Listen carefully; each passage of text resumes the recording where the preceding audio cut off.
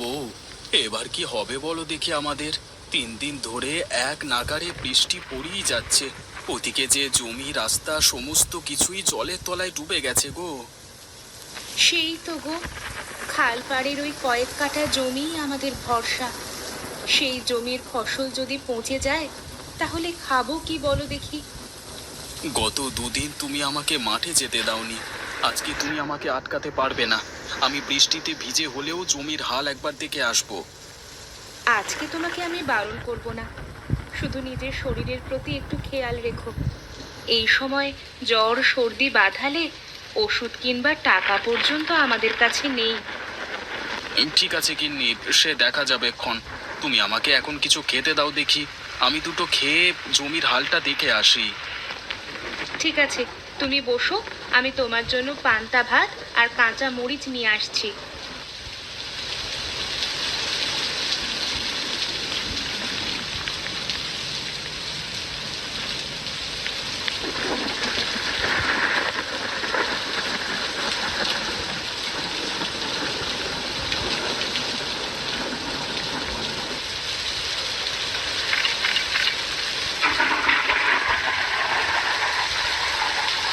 ঠিক আছে গিন্নি, তুমি বাড়িতে থাকো, আমি চট করে একবার মাঠ থেকে ঘুরে আসি। সাবধানে যেও, যা জল বেড়েছে তাতে সাপ খোপ জলের উপর ঘুরে বেড়ানো আশ্চর্য কিছু নয়। বেশ বেশ, সে তুমি নিশ্চিন্তে থাকো।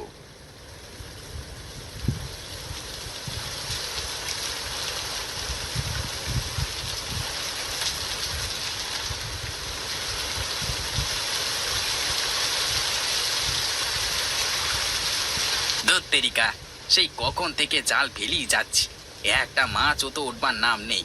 10-12টা মাছ উঠলে লোকের ঘরে গিয়ে বিক্রি করে কিছু টাকা পয়সা কামিয়ে নিতাম, কিন্তু কই, মাছের তো দেখা পাচ্ছি না। ধ্যাৎ তেরি।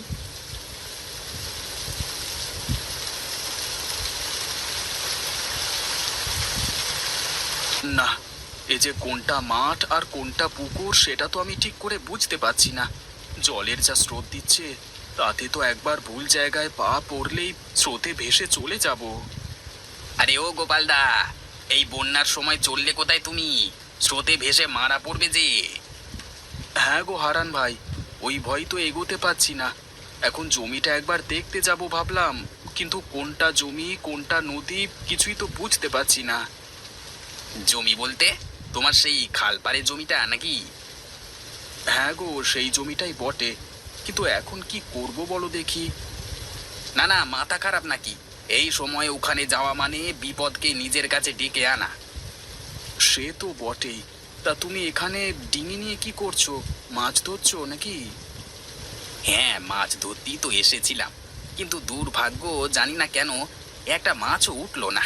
মাছগুলো সব গেল কোথায় কে জানে। আচ্ছা হারান ভাই, তুমি যখন মাছ পাওনি, তাহলে তোমার ডিঙিতে করে একবার আমার জমিটাতে ঘুরে আসা যায় না? হ্যাঁ, সেটা হতে পারে। এখানে তো শুধু শুধু সময় নষ্ট করে লাভ নেই, তোমাকে নিয়ে গেলে বরং তোমার উপকার হবে। আচ্ছা এসো এসো, ডিঙিতে উঠে এসো।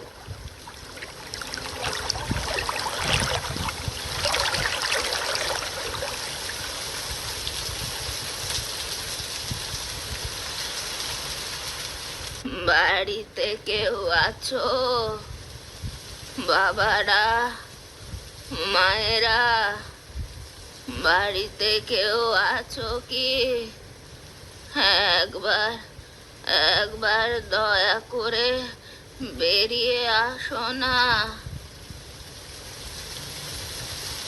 এ কি বুড়িমা, আপনি কে? আর এই বন্যার জল পেরিয়ে বৃষ্টিতে এরকম ভিজে আপনি এখানে কি করছেন? আপনি দাওয়ায় উঠে আসুন তাড়াতাড়ি।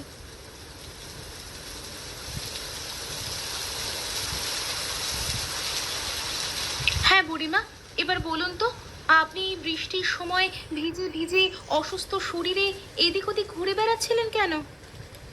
মারে, আমার পরিচয় জেনে কি হবে?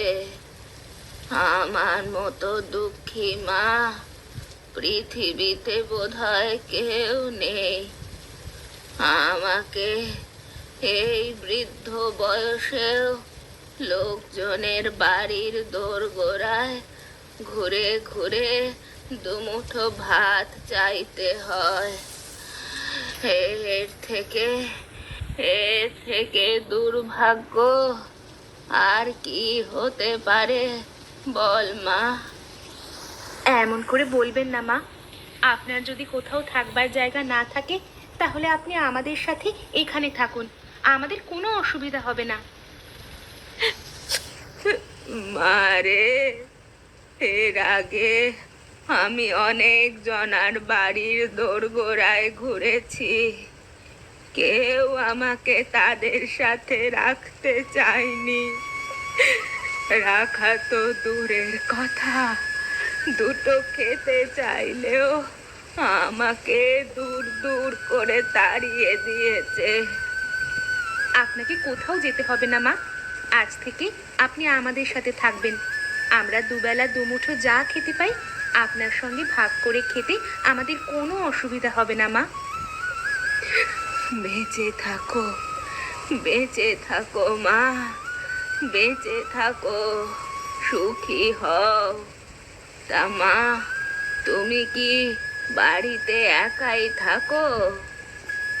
না মা, আমি আর আমার স্বামী দুজনে থাকি।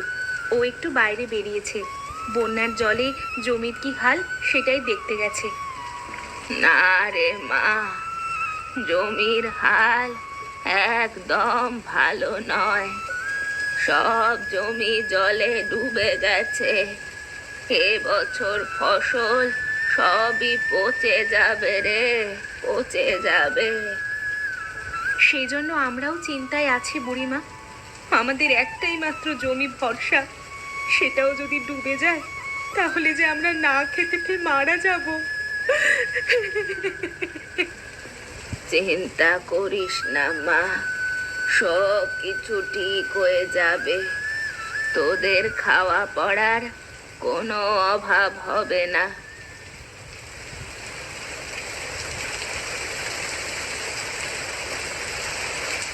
গিন্নি, আরে ও গিন্নি, কোথায় গো তুমি? এ কি গিন্নি, এই বুড়িমাকে? তুমি বাড়ি থেকে যাওয়ার পর উনি বৃষ্টিতে ভিজে ভিজে আমাদের বাড়িতে এসে পৌঁছেছিলেন। ওনার যাবার কোনো জায়গা নেই, তাই উনি আজ থেকে আমাদের সাথেই থাকবেন।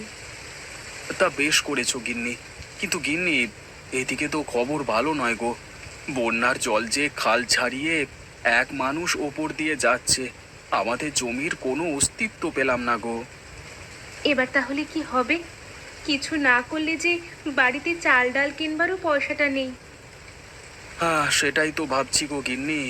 এখন ওপরওয়ালাই কৃপা, ভাগ্যে যা আছে সেটাই হবে। অত অত দুশ্চিন্তা করো না বাবা, সকালটা হতে দাও, দেখবে সব কিছু ঠিক হয়ে যাবে। কিন্তু সকালে কি করে ঠিক হবে সবকিছু বুড়িমা? তুমি শুধু ওপরওয়ালার ওপর বিশ্বাস রাখো, দেখবে উনি সব কিছু ঠিক করে দেবে।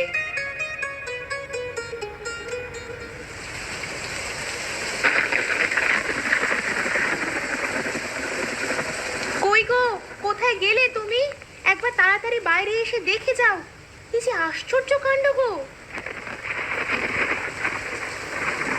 আরে কি হলো গিন্নি, তুমি সকাল বেলায় এরকম চিৎকার চেঁচামেচি করছো কেন? কি দেখে এত চেঁচাচ্ছ? হ্যাঁ, ওগো, তুমি একবার সামনে উঠোনে তাকিয়ে দেখো না, দেখবে তুমিও চিৎকার করতে শুরু করে দেবে। কই দেখি। এ কি গো গিন্নি, এ যে তাজ্জব ব্যাপার, বানের জলে এত মাছ ভেসে এলো কোথা থেকে? ওগো, যেখান থেকেই আসুক, এ নিশ্চয়ই ওপরওয়ালা আমাদের জন্য পুরস্কার হিসেবে পাঠিয়েছেন। তুমি দাঁড়াও, আমি ঝুড়ি নিয়ে এসে মাছগুলোকে তুলে নিই।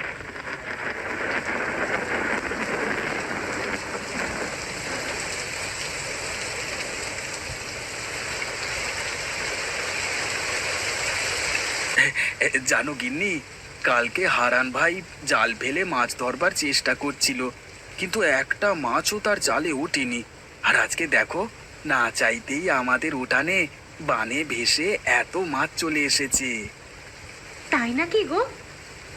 তাহলে আর বলছি কি গিন্নি, কিন্তু গিন্নি এত মাছ এখন কি করা যায় বলো তো? তুমি একটা কাজ করো, এত মাছ তো আমরা খেতে পারবো না। আমাদের আজকে রান্নার জন্য কিছু মাছ রেখে দিয়ে বাকি মাছ গাঁয়ের মানুষদের কাছে বিক্রি করে এসো।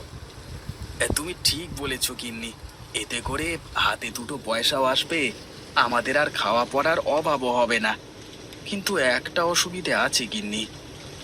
আবার কি অসুবিধে? গ্রামের রাস্তাঘাট তো বানের জলে একদম ডুবে গেছে। আমি জল পেরিয়ে গ্রামের লোকেদের কাছে মাছ বিক্রি করতে যাব কি করে? শোনো, তুমি বরং হারান্দাকে তোমার সাথে নাও। হারান্দার ডিঙিতে করে তুমি মাছগুলো খুব সহজেই গ্রামের লোকেদের কাছে বিক্রি করতে পারবে। তারপর সেখান থেকে যা টাকা হবে তার কিছু অংশ তুমি হারান্দাকে দিয়ে দিও। একদম ঠিক বলেছো গিন্নি, এই জন্যই তোমাকে আমি এত ভালোবাসি। তুমি তাহলে বসো, কেমন রান্না বান্না করো, আমি হারান্দার সাথে মাছগুলো বিক্রি করে এসে একসঙ্গে বসে জমিয়ে মাছ দিয়ে ভাত খাবো। কিন্তু ঘরে একদমই চাল নেই যে, যা আছে আজকের দিনটাই চলবে। তুমি মনে করে একটু ভাতের চাল নিয়ে এসো না গো। আচ্ছা গিন্নি, তুমি চিন্তা করো না, আমি আসবার সময় ভাতে চাল নিয়ে আসবো। আমি এখন চললাম, হ্যাঁ।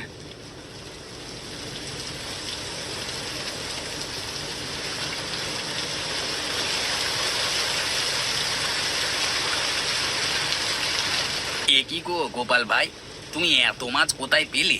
আমি তো সকাল থেকে আজ একটা মাছও পাইনি। আরে হারান্দা, বানের জলে ভেসে আমাদের উঠানে এসে জমা হয়েছিল মাছগুলো। বলো কি? এ যে তাজ্জব ব্যাপার। তা এত মাছ নিয়ে তুমি এখন করবেটা কি? এই মাছ এখন তুমি আর আমি মিলে গ্রামের বাকি মানুষদের ঘরে গিয়ে বিক্রি করব। তারপর যে টাকাটা আসবে সেটা আমরা দুজনে ভাগ করে নেব।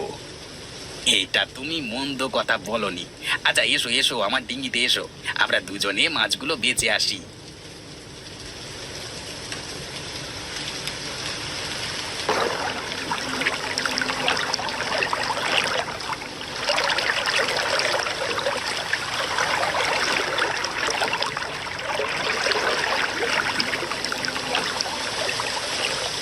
আরে তোমরা দুজন এখন এখানে, কি ব্যাপার?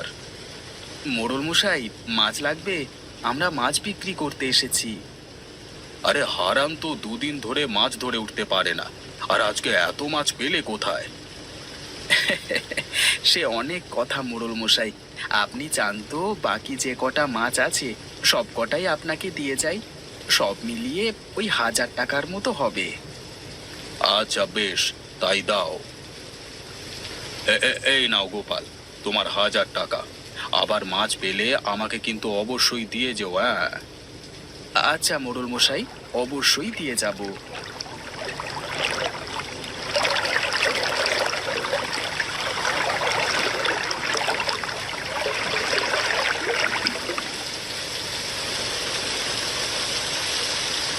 আজকে তো মাছ বেচে অনেক টাকাই হলো, কিন্তু এই টাকার বেশিরভাগটাই তো গোপাল নিয়ে পালাবে। না না না না, এটা তো হতে দেওয়া যায় না। গোপালকে আজকে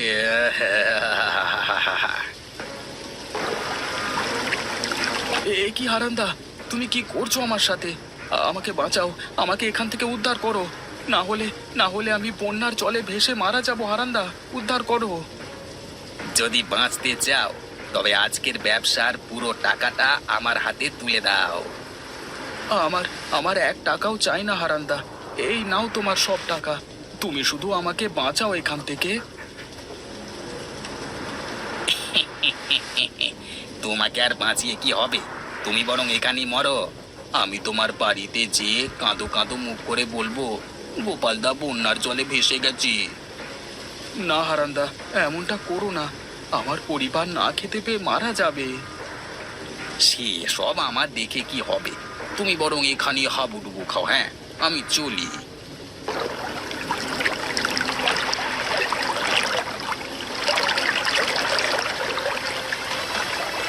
উড়ি বাবা, উড়ি বাবা, এত মাছ হঠাৎ কোথা থেকে এসে আমাকে আক্রমণ করলো?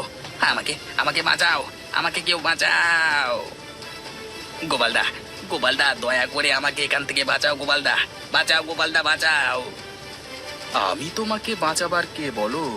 একটু আগেই তুমি আমার জীবন নিতে চেয়েছিলে, এখন শাস্তি স্বরূপ বানের জলে ভেসে আসা মাছেরা তোমাকে জলে ফেলে দিয়েছে। এতে আমি কি করতে পারি বলো? তুমি এখানে হাবুডুবু খাও, আমি বরং বাড়ি যাই।